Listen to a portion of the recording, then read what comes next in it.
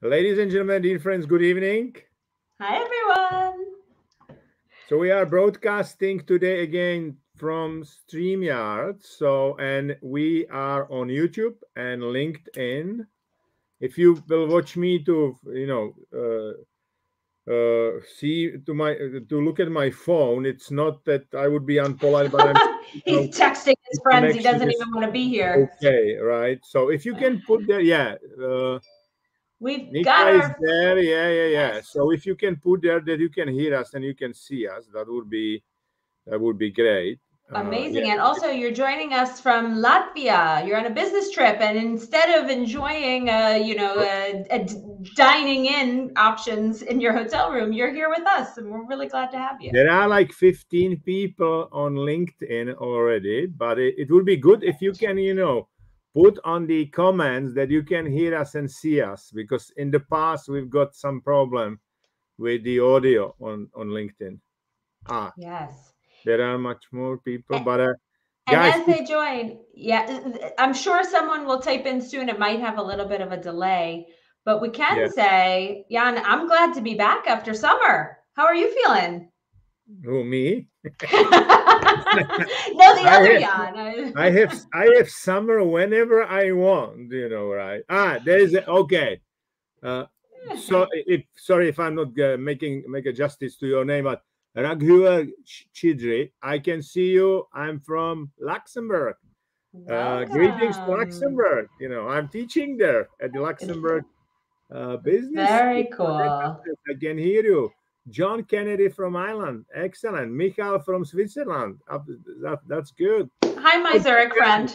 Uh, Today, I will I'll ask Lisa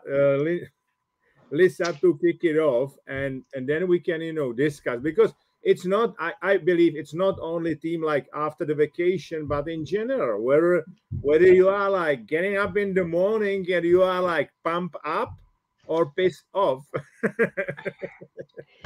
I Absolutely. there are some mornings that I wake up happy and some mornings maybe not. My Okay. husband can just look at me when I'm about to make my coffee and he's like, I know what kind of day this is. Okay. Yeah, but it's good that you are self-aware that it's like that. Yes. Then I have to do a whole different morning routine on those days, which we will get into a little bit. Absolutely. But I would love to kick off this topic because it's all about, hey, summer's over. Most of us have done our summer holidays. They're just a distant memory in our past. And now we're coming back to work.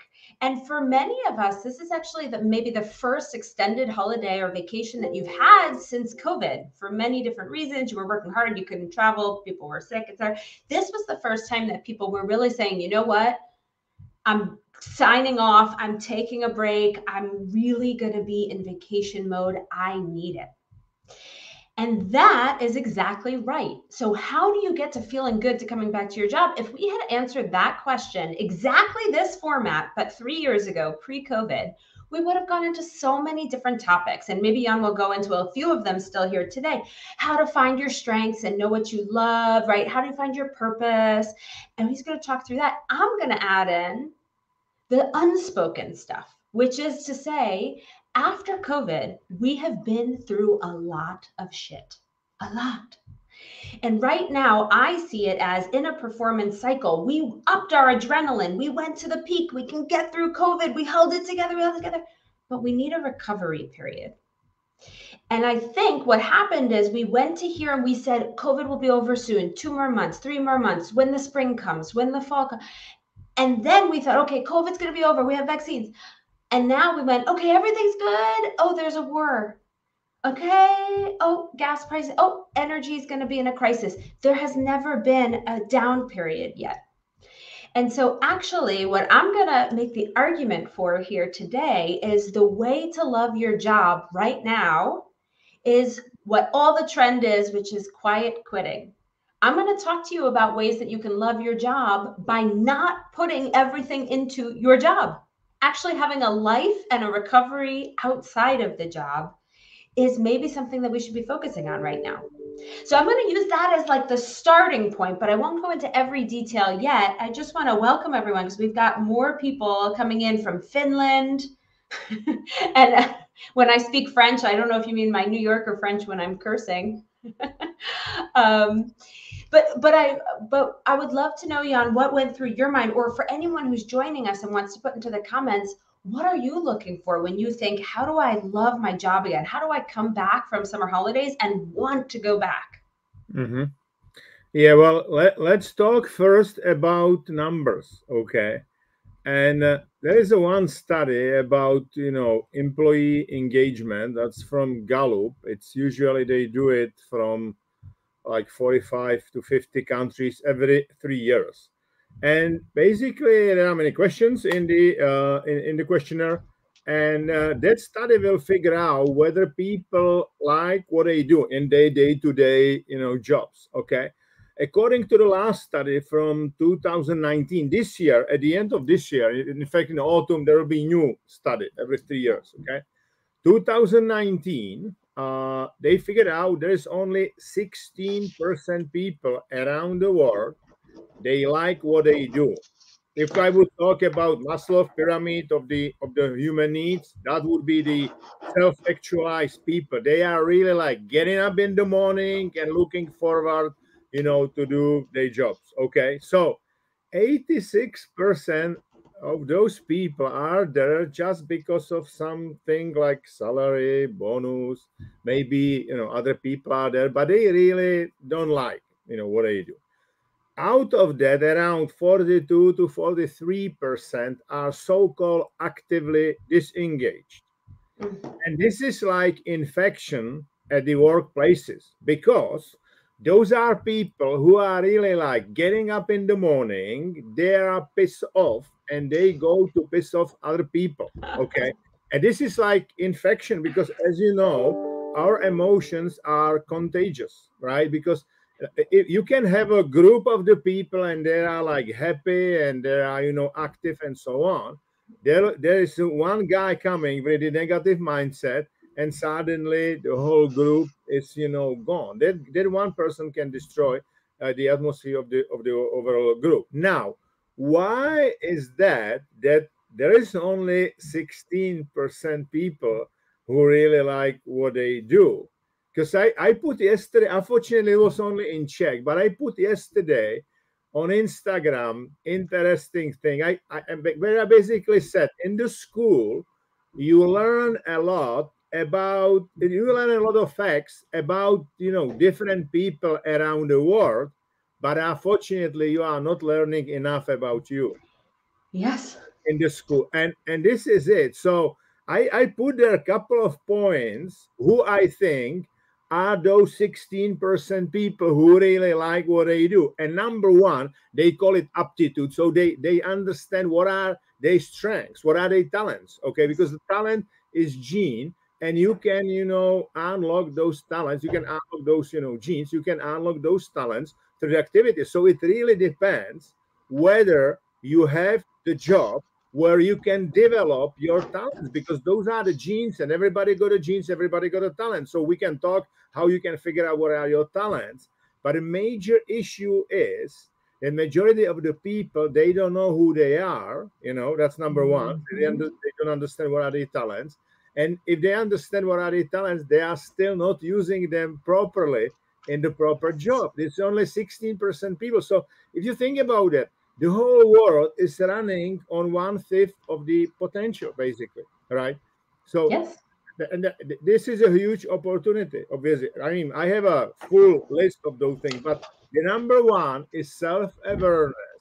Because if you want to be manager and leader, unless you understand who you are, you cannot understand other people. Yesterday, Yes. I've got a keynote to 500 Skoda managers. Skoda is introducing new logo, new identity. There is a new CEO, big company, part of the Volkswagen Group.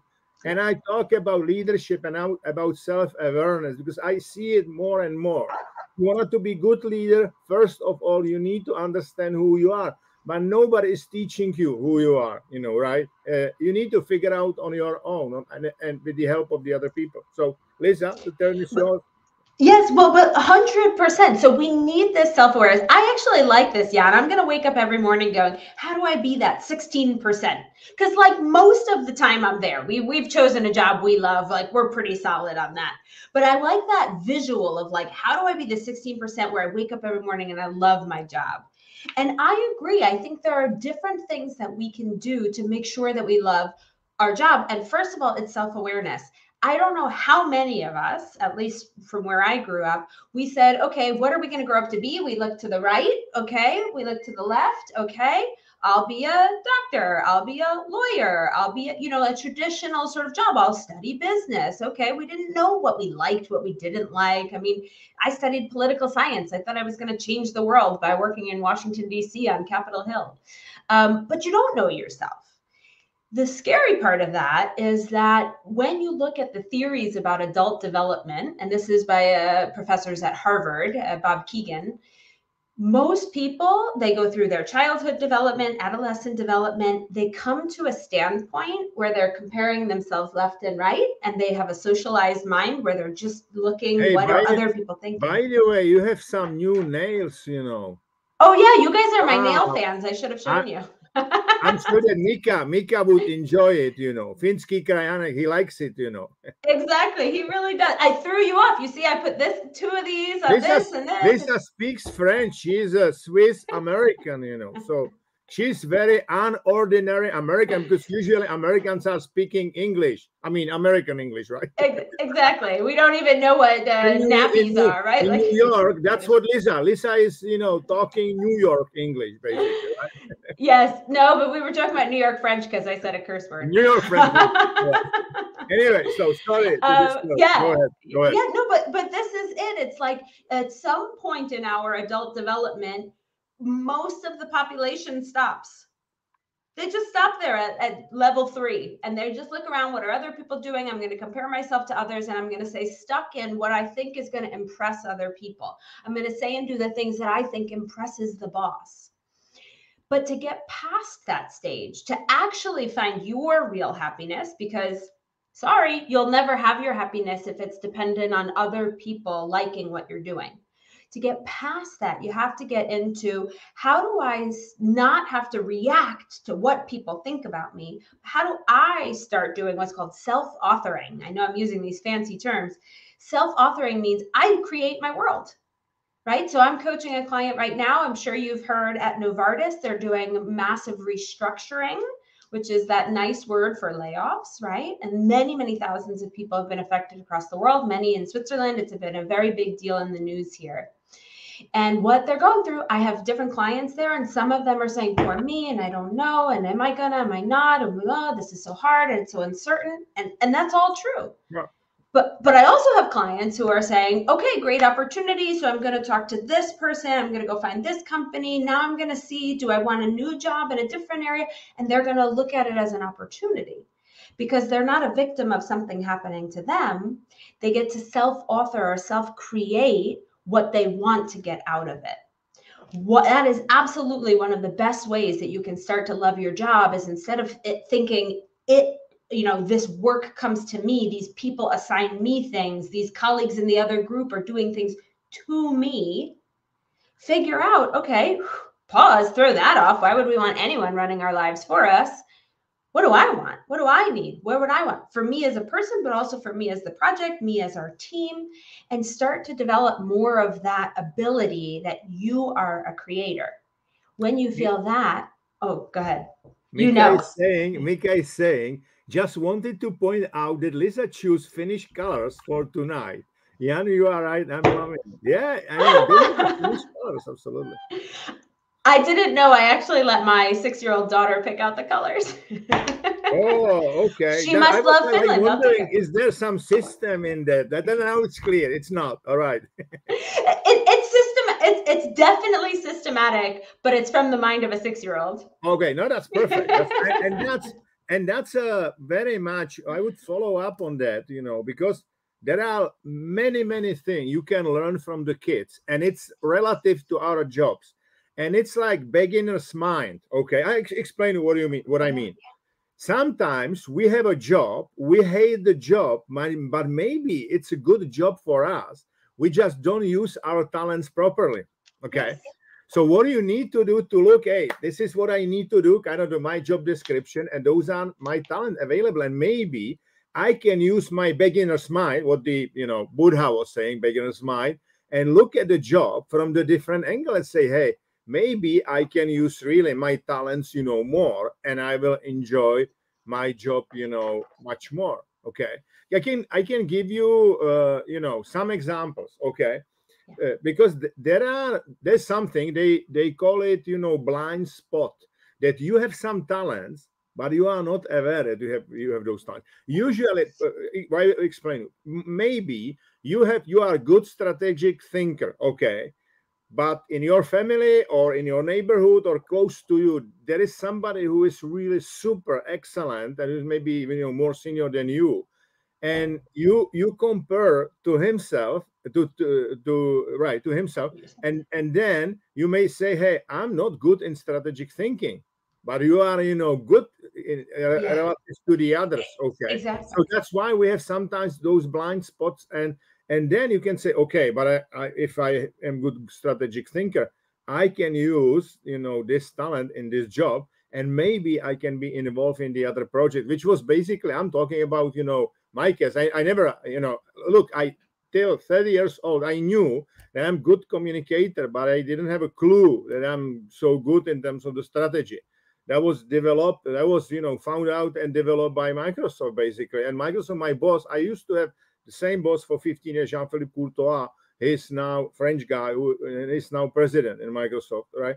And Jean-Philippe was always like, I was having my own job, but I was running some other projects where I can develop, other talents, right? That's what the right, leaders and right managers are doing. But you can really, as Lisa said, you can really look at the things like from the new angle, like a beginner's mind. So we can learn a lot from the kids, and be curious, like ask out of question. Well, can I do it maybe differently, or can I work differently with the people, right, and stuff like that, and suddenly you will like wake up and say, hey, I really like what I hate before.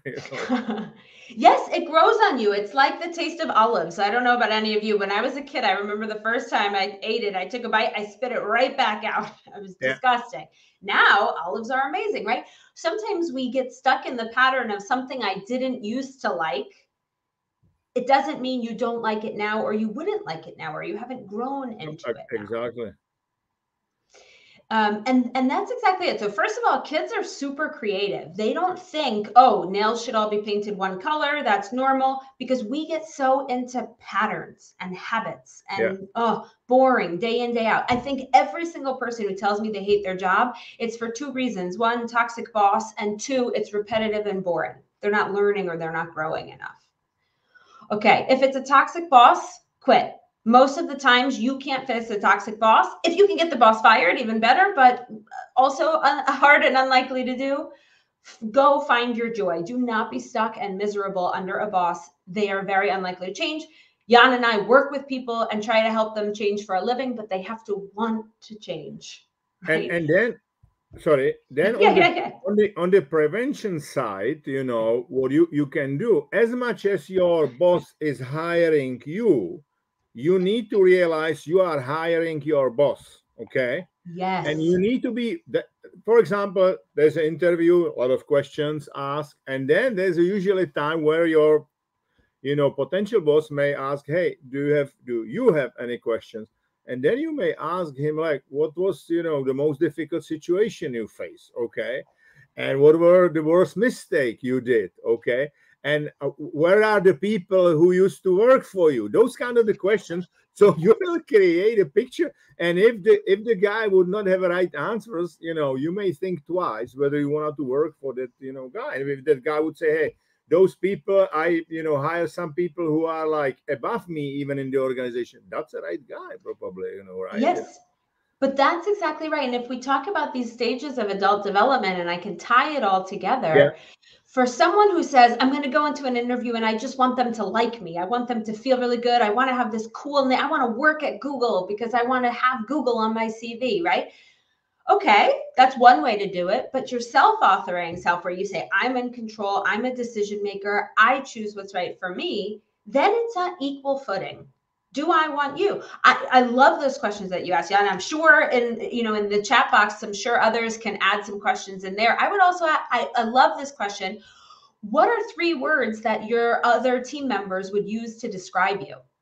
Because then you can get a sense for what they feel the most proud of. If they say, oh, attention to detail, making sure I get things done all the time, and then you can say, am I that kind of person, or would that be a micromanagement nightmare for me and my preferences? So you can get a real feel for people based on what they feel proud of about themselves. And I think there's so much here to think about in terms of what makes you happy. So we said, 1, toxic boss, really try to find a way to leave that situation because it's toxic. There's a reason it's called toxic. But what you can also look at is how to have fun at work. This is what we've sort of been alluding to with children and creativity. We know from the research, but also just from, hey, being humans, if you're having fun at work, if it's creative, if it's interesting, if you're problem solving, if you have humor at work, you're more likely to change the cocktail of hormones that you have running through your brain, and you're more likely to be less stressed, having more fun, having more oxytocin, falling in love, having more dopamine, fun stuff, less of the stress. So actively seeking, where can we play a little bit with this? Where can we have fun? Where can we make jokes? Even if it's a serious situation, you can still find a way to bring levity, bring lightness, so everything's not so heavy. And that's a way to love your job again, even if the content can't change at all. Let's draw again parallel of your job and what your kids are doing or were doing if they are older. Okay, kids up to the 70% of the time are in the flow. Their brains are on the alpha frequency level, which is 8 to 12 hertz, which means they are here and now, and they absolutely concentrate on what they do. That's why kids are learning so fast. Once they go to the school, it's changing. Okay, but if you would ask some epigenetics people, they would say, hey, they are learning fast because they are really in the flow. And now, why they are learning fast and why they are very rarely tired? Because if you are in the flow, you are here and now, and your amygdala is switched off. Basically, your monkey is sleeping. Okay, your internal critic is sleeping. That's why kids are not having like problem if they are falling. They try to walk and they falling down. They are what will other people say? Fear of other people opinion. Nothing like that exists when you are a child. You just walk again and walk again and walk again. Okay, and that's why they are not tired, because the first hormone which is released if you are in the flow is endorphin, and endorphin is 100 times more potent than morphine. So you feel really good and you are not tired. And that's the same if you find your job, you like your job, you are in the flow in your job, you are not that tired, but you are also happy. You feel like a child playing with something. You don't feel like, hey, I don't deserve to be paid because I'm like just playing, right? And I feel like yesterday, I spoke for half an hour in front of like top 500 Skoda, leaders. And I really like it. It was so short, it's 30 minutes. Okay. And I like it. Then on my way home, I said, is it really fair that I'm paid for something I really like so much? Yes. And it should be like that, and everybody can do it. It's not only like me, right? Yeah. So and again, I'm like realistic. You will not have like 100% of the time you will be in the flow, you like it, whatever. But if you will like 70 or 80% of your job, that's perfect. You'll be much more happy than today, probably. Well, Jan, this is another one of the major points that I wanted to add here, and I'm so glad you brought it up. There are times that a job is going to be amazing and fun and wonderful, and even if you have the best job in the world, which the two of us do, there's still going to be parts that are just Sure. Administrative, boring, routine, frustrating, annoying. My Microsoft Teams shut down the other day, and I'm like, and I had to log in and do this and figure out and switch accounts, and I was late, and I was. But it's all then about your attitude. So you've all heard me say this before, but it's the same thing as when you're stuck in traffic and you can be really angry about it. You can go, oh, this is so annoying. I mean, nobody likes being stuck in traffic, right? So you can either be really annoyed, be really frustrated, be really impatient, talk about it. Come on, let's go. I hate traffic. Or you can just like accept it and then make the best out of the situation. So I plan for traffic. I have podcasts downloaded, ready to go. And so when I hit traffic, I'm like, perfect podcast time. So it's like a win for me. You know, I have extra time to listen to my podcast. Same for crappy parts of your job.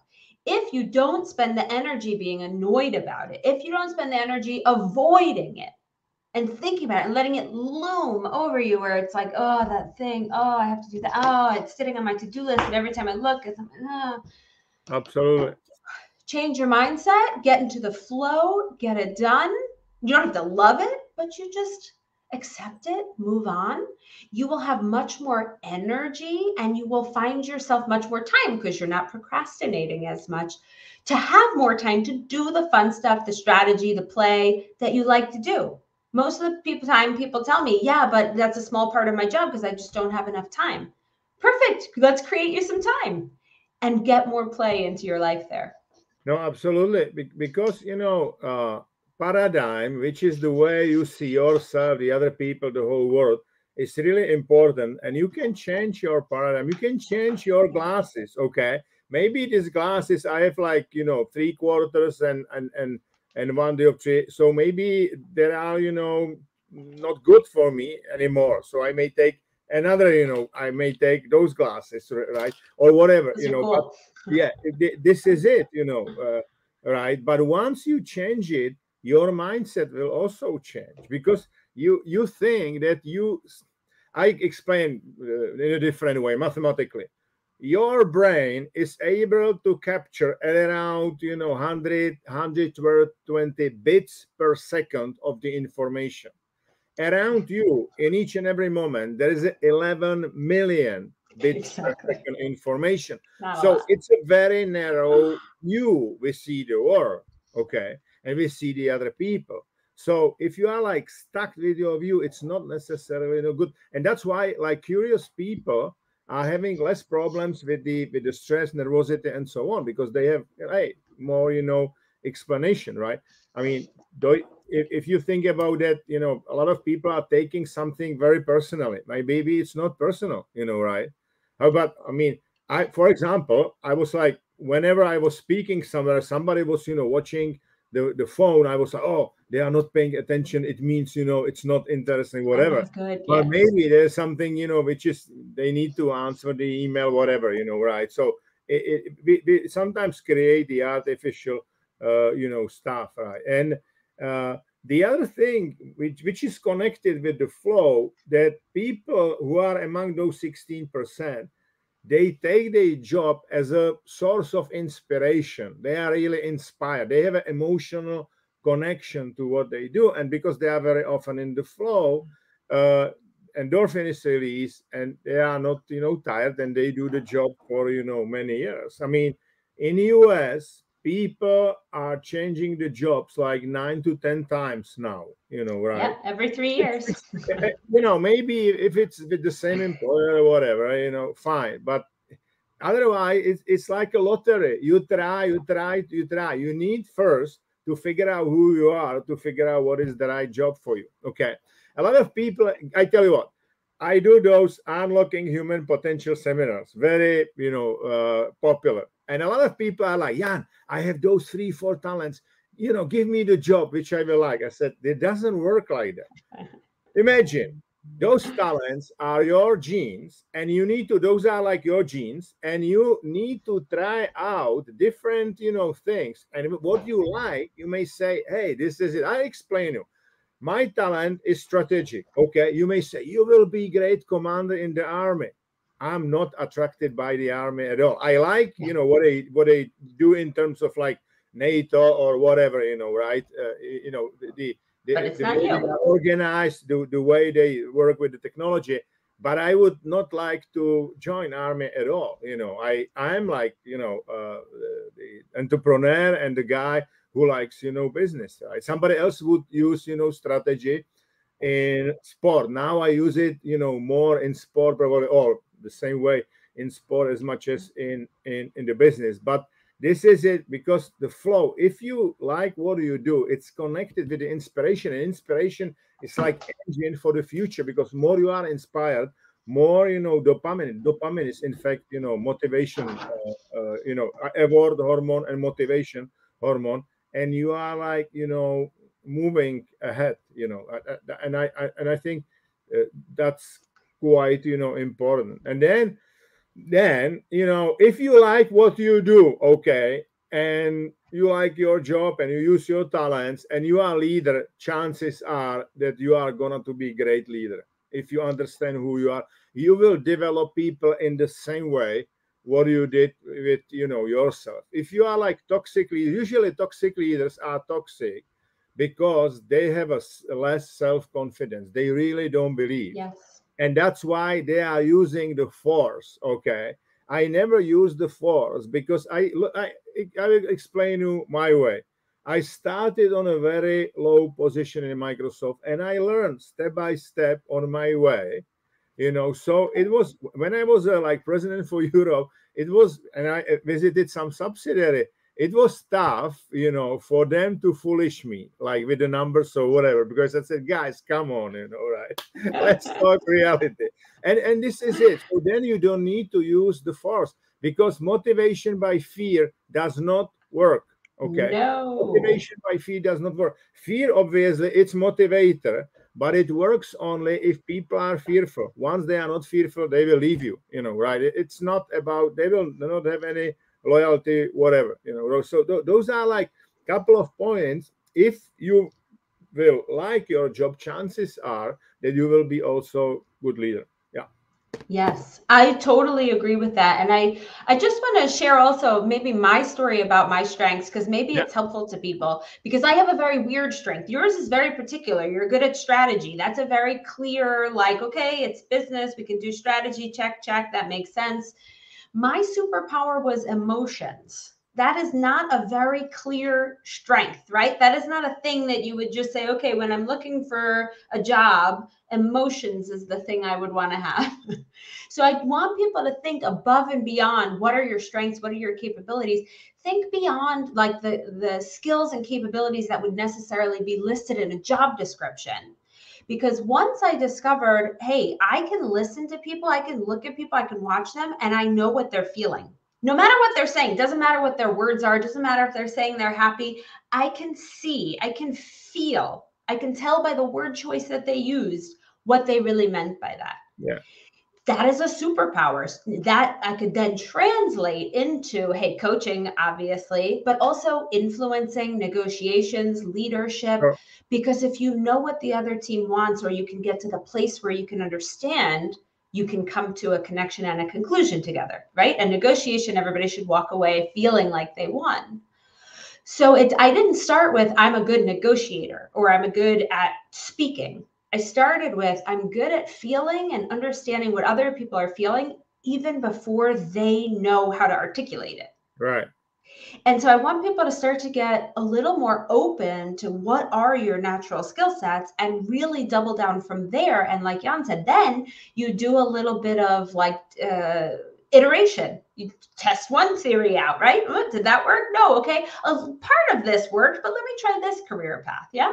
And that's how you start to find what you love. We've got some comments in here. There is a great saying, a bad job with a good boss is better than a good job with a bad boss. I totally agree, because there are chances that a bad job with a good boss will step by step become good job with a good boss, but if you have a good job with a bad boss, it's rather like declining, right?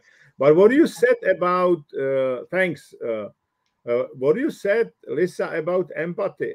Very often when I'm doing the seminars unlocking children potential with the kids, and they have like talent, empathy, the parents are asking how they can use the empathy as in a day-to-day job. I said, well, ladies and gentlemen, the lady, she's probably one of the richest ladies in the world, right? Oprah Winfrey.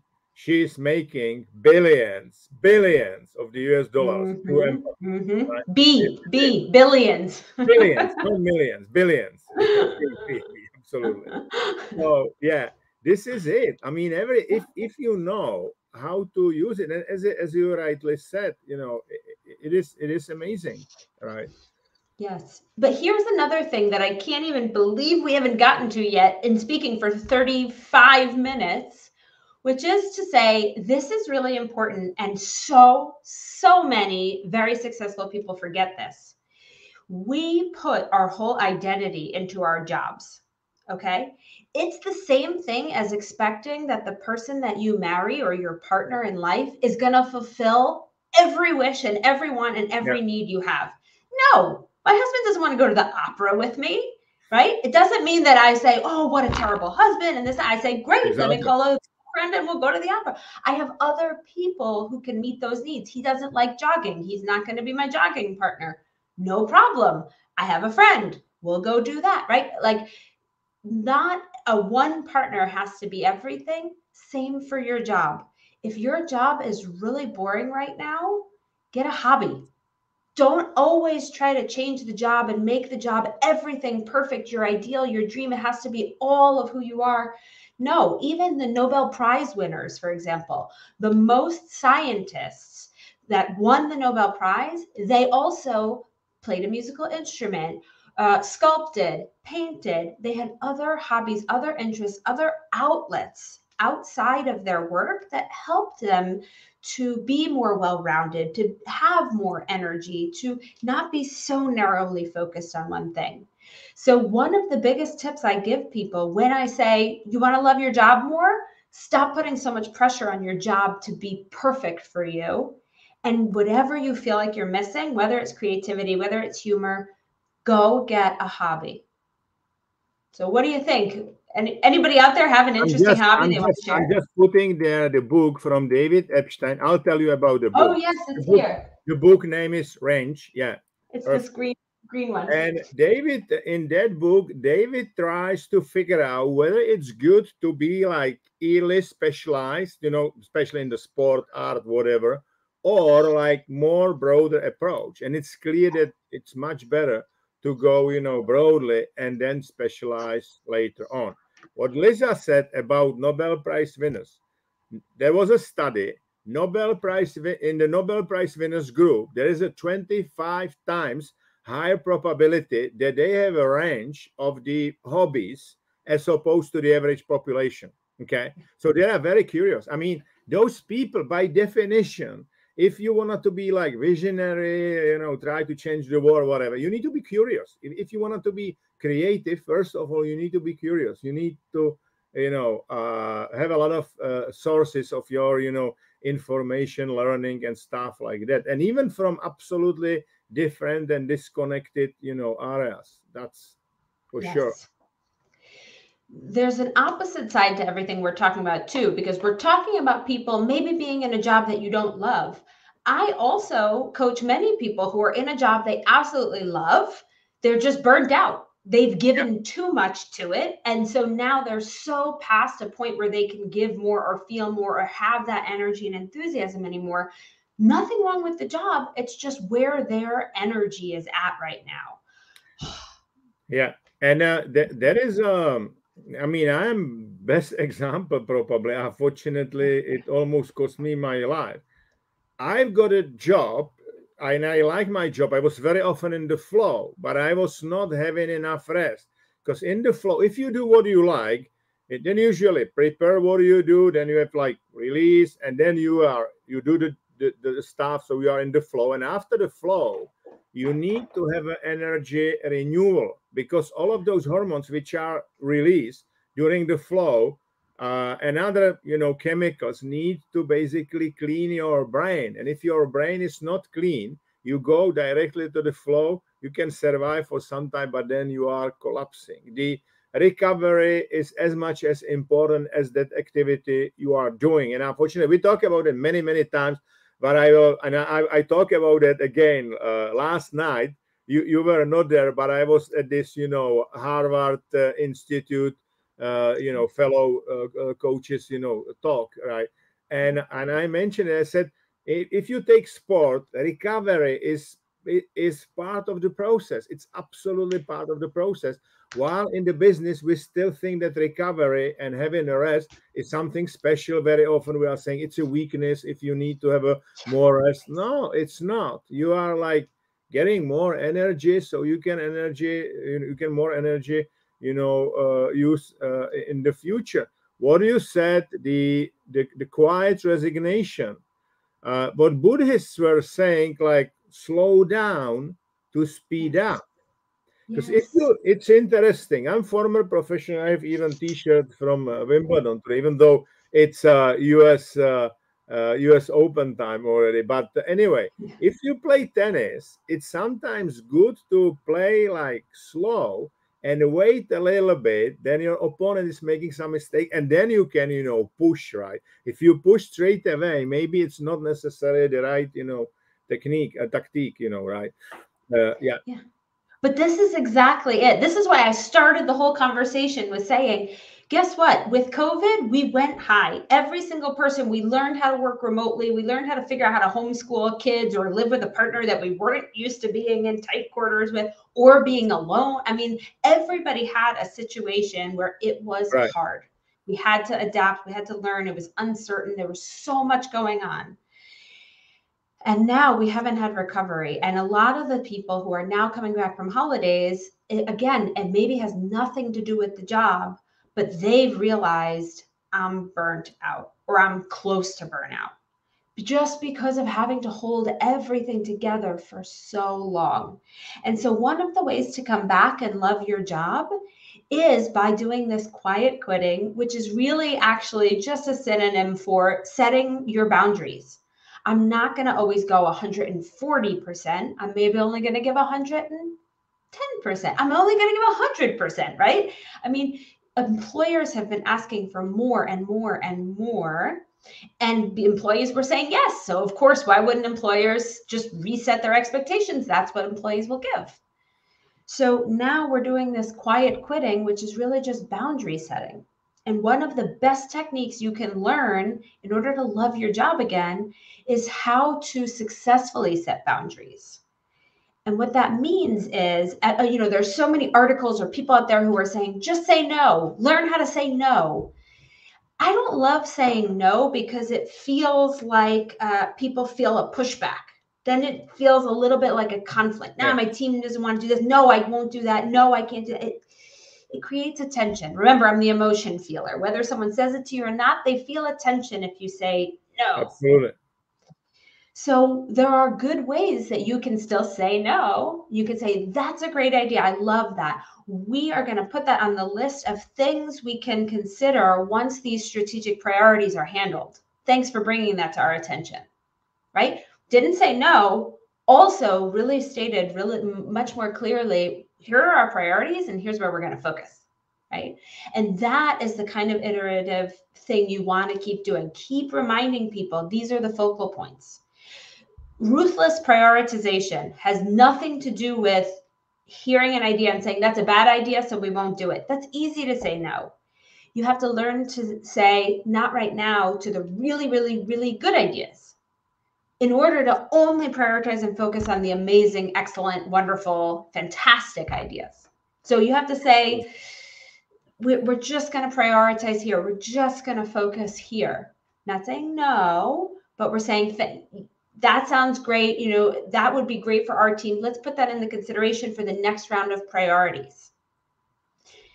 But stay focused so that you don't burn out and that you can give 100% to the things that matter and cut out some of the extra BS above and beyond work that's not really bringing much value, but is burning you out.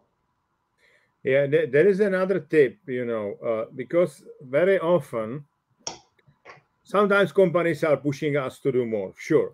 But very often, especially if you are like maximizer or, the achiever, kind of the guy, pusher, simply, very often we do it just because it's kind of, hey, this is the way I do it, right? And what you can do, you can basically plan your free time. You can put your free time into your calendar, okay?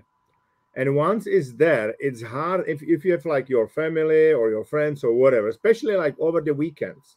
Very often over the weekends, if you don't have like anything to do and there's a rain, you just start to do emails. Okay. It's raining right now. And that's not good. Is it raining? It's raining for me right now, and I was like, I'm not going to go for a walk after this because I don't like to walk in the rain. Okay. No, and that's exactly the point you're trying to make, right? Last week in Czech, you know, it was raining heavily. We were in our, you know, summer house. It's like at the borders between Czech Republic and Austria. And 5 days it was raining. Like I was able to run in the morning. It was like little rain, but then, you know. Now so you were happy to come back from holidays. Yeah. It didn't matter. Anyway, but guys, if you, you know, have some questions, or you may tell us about your strengths and how you are using them in kind of the day-to-day job, that would be great, you know. Yes, we love to hear tips from all of you so that we can keep sharing, right? Jan and I have a lot of clients, so we see into a lot of different organizations, different, you know, industries, etc. But still, it's always great to co-create and hear what's going on for all of you. What made you want to come back to your job, or what made you not want to come back to your job? When did you quit? When did you, you know, stick through and you were loyal because? And we'd love to hear some of those stories if you're willing to share. Yeah. Stay focused and prioritize. It's important. Yeah. Barbara said, yeah. Yes. And I want to bring up one other point as people are typing those stories. And I do think, Jan, we have a little bit of a delay in some of these comments. So those stories might be pouring in a few minutes here. Sure. I think a lot of people also, once COVID happened, they've reassessed their lives. What's really important to me? Do I really want to spend my life working? Because we know the 5 regrets of the dying. The regrets are things like, you know, I wish I had taken more risks. I wish I had lived my life according to other people's expectations. Yeah. But it's like also, I wish I hadn't spent so much time just at work. I wish I had spent time with family or friends or hobbies, interests. Like people are starting to see that there can be a well-rounded picture for happiness, right? And I think that's also important to consider as you're thinking about what are my strengths and what makes fun, what's fun for me, what gets me into flow, where can I play or have some humor? Also think about what's the legacy I want to leave behind. What is the purpose of why I'm here on earth, right? And for everybody, that's totally different. There's no right or wrong purpose. But so many of us, it's a hard question. It's not like I should ask all of you and you just know off the top of your head. It takes a lot of thinking, trying things out, learning about other people's purposes. And many of us just stayed busy kind of avoiding that hard work. And with COVID, we had a little bit more time to think and reflect. And many people are now going, ooh, I really shouldn't be avoiding that question anymore. Purpose can also be one of those things that says, yes, I love my salary at this really big corporate and it feels very safe, which I love, but also I'm very passionate about, I don't know, refugees, and I really just want to work for the UN and help with that. And life is too short.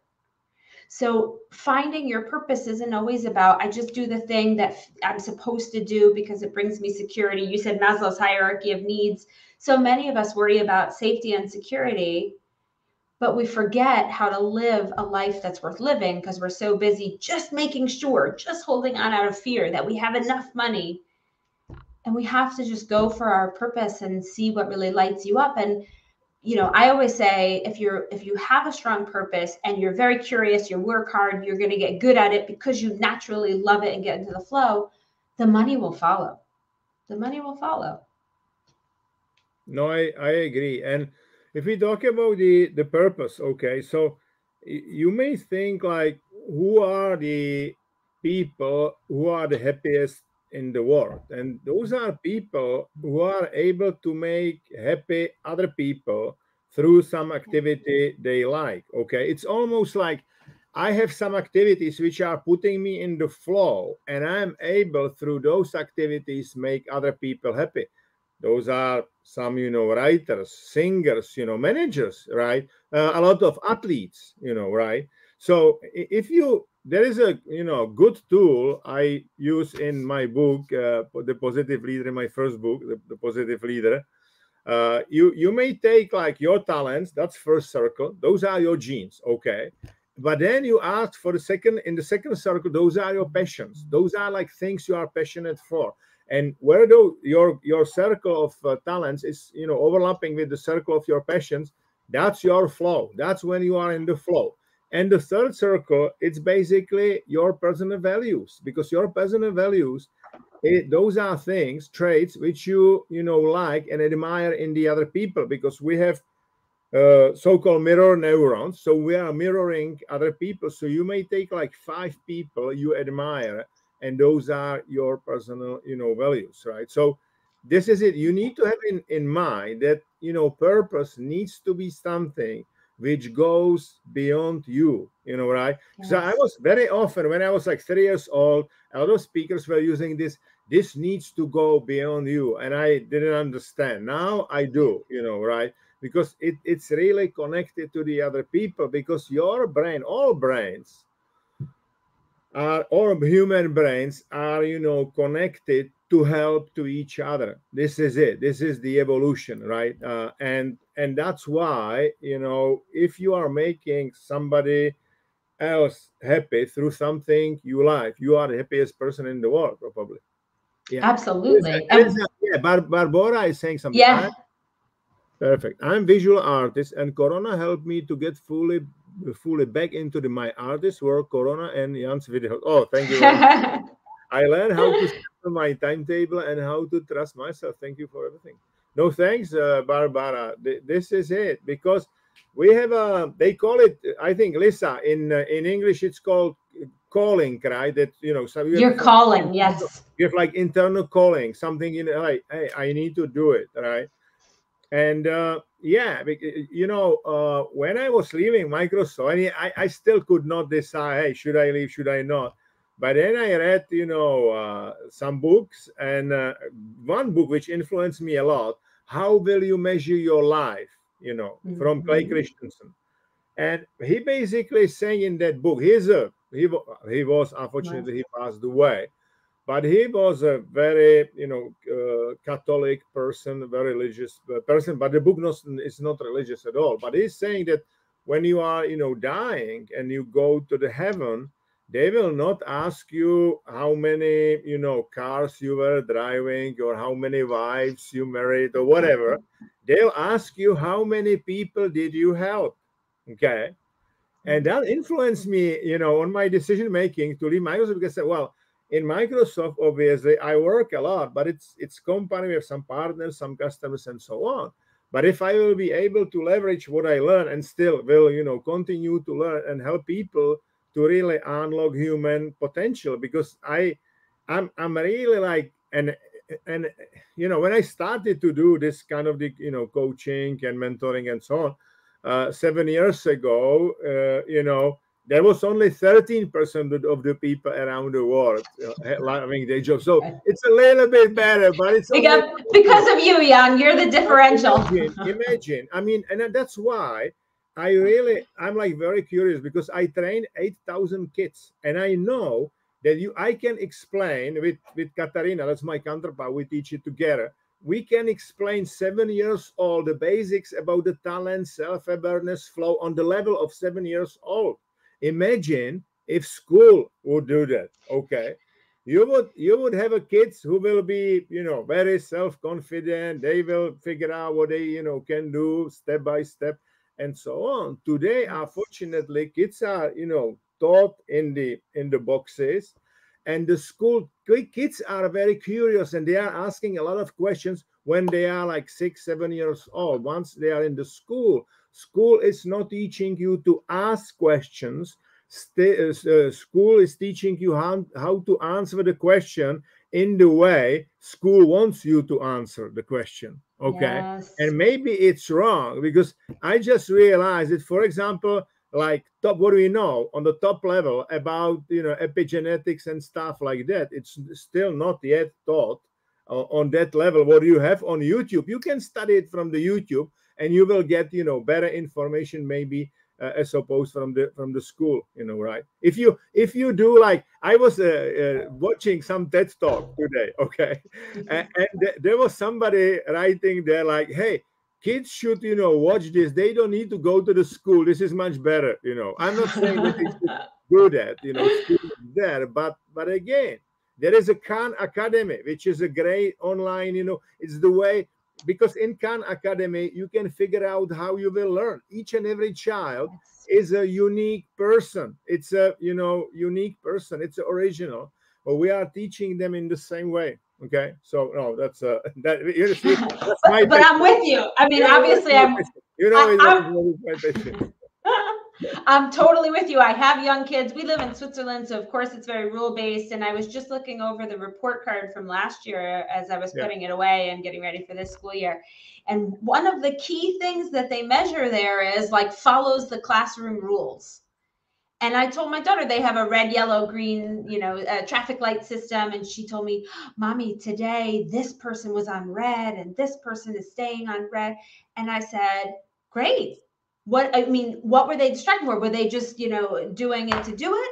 Or were they questioning? Because there are rules that sometimes it's not worth following, right? I mean, laws that are racist and sexist, and we have to question it. We have to stand up. And so I keep trying to tell my daughter, but it's hard to fight when society tells you be like everyone else. And it's the same for us as adults, right? We were told, don't get things wrong. Wrong is bad. You're going to get a red X. Exactly. And this is what caused us to have fear in our hearts. And as we're wrapping up our conversation today, some of that fear stays with us forever. And so we are in a very reactive state or a very protective state, especially when it comes to quitting. It's very easy to complain about things that aren't going well. And it's very easy to blame. It's the company, it's my boss, it's the other team, it's this, it's that. Maybe you can influence those things, but you definitely can't change it. What you can change is you. So if at any point in this conversation today, you've realized, oh my God, that's right, that I didn't like my job, or I haven't found my purpose, or I'm not being playful enough, or I didn't have an energy recovery after COVID, take all of those inputs. You might even want to watch this again just to have all those nuggets written down, and then ask yourself, okay, so what do I want to do about that? Because change doesn't come from having the knowledge and then sitting and doing the same things. Absolutely. And that is how you will end up having a job that you love. Nobody calls you and says, do you want your dream job? Wouldn't it be great? No, you have to create it. You have to go get that. Yeah, you need to create it. Look, I'll like conclude on my example. When I was living in Microsoft, I was like, okay, I will sit in a couple of boards, because it's well, paid. That's fine. I'll coach some people from the business. Okay. I'm sitting in some boards, but I left majority of the boards because it's too boring to be there. Okay, that's how. If I would you tell me 7 years ago that I would teach the kids and I would love it so much, I would not believe. The same thing with my athletes, right? So it's really you can structure it once you know what to do. You can structure it, and obviously I appreciate, like yesterday. It was a great thing. Top managers from Skoda from around the world, like global company. I like it. On Friday, I'm speaking to another global company. They have a regional meeting here next week. I'm out of the Prague. I like it very much. Yeah. But this, sport and the kids, it's nice, balance. Right? And you can, and people may think, hey, why do you do the kids? And I'm like, I can learn so much from the kids. Yeah. For my job with athletes or with executives, because they were kids, right? And their programs are in their brains, by the way, right? Exactly. And they programs are created during the childhood. So, yeah, and whatever is your calling, and as Barbara said, visual artist, and Corona helped her, to get back, and that's really good. Yes. I love what you're saying here, Jan. When you balance, when you have other interests, when you don't do one thing, but you diversify where you put, then you come back to the main core and you're like, hey, this is cool and fun and interesting again. It's not boring. It's not repetitive, because I haven't done only business. Exactly. I've done kids. So this becomes fun again. Keep designing your way forward. Don't be stuck in the way jobs used to be. You are the creator. Find new interesting pathways for yourself in the job, outside of the job, whatever it is. so that you can say by the end of next summer holidays, you can say, I love my job. I can't wait to be back. You'll be one of the 16%. Perfect. Yeah. So guys, thanks very much. And from now on, we will do it always on Tuesday. So every Yes. second week on Tuesday, right? Exactly. I will be honest with you. Why is that? Because, you know, on Thursday, there is a European league in football usually. Oh, really? On Wednesday and on Thursday, yeah. So Oh, that would really? not So work with me. I will let And all of you know. Jan some just of my told me teams I have a qualified, you conflict. know. Yeah. So that, yeah, Now I no, no, know. no. But it's Tuesday seems to be good, you know, day. Tuesday is perfect. And also, Jan, that's what priorities are for. I love that you did that because you can make both work. Never, Absolutely. everybody never feel shy about saying, I like this. How do I work around it? Exactly. Right? We make it happen. So in 2 weeks on Tuesday, we'll see you again. If you have an interesting topic, let us know in the comments. Perfect. Okay, guys. All right. Have a Take good one. care. Bye.